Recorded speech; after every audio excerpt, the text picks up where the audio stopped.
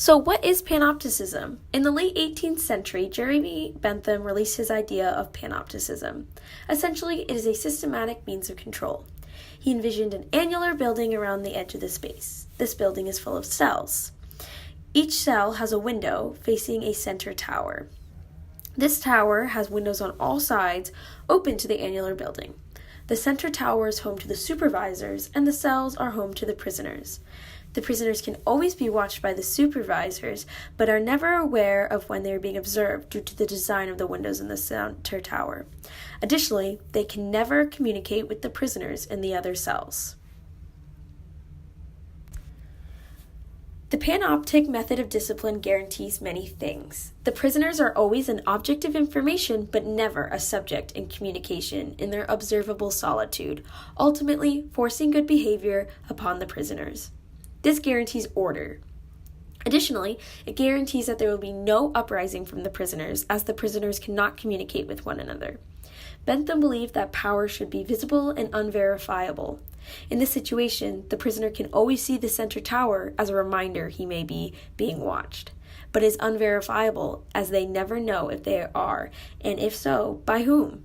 There are no bars, no locks, and no chains in this mode of discipline. Bentham's Panopticism was never physically brought to life. However, Panopticism helps us better understand the effect of today's technology.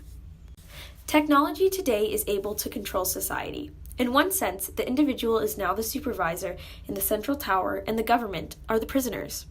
For example, the individual is now an operative in the surveillance society, so political and social elites are at risk of disclosure of aberrant behavior through instantaneous disclosure by any random witness.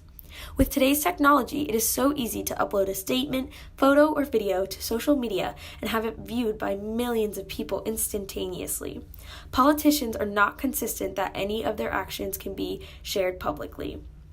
What political elites say and do is certainly more visible and widely accessible because of emerging technologies. They have entered their cell.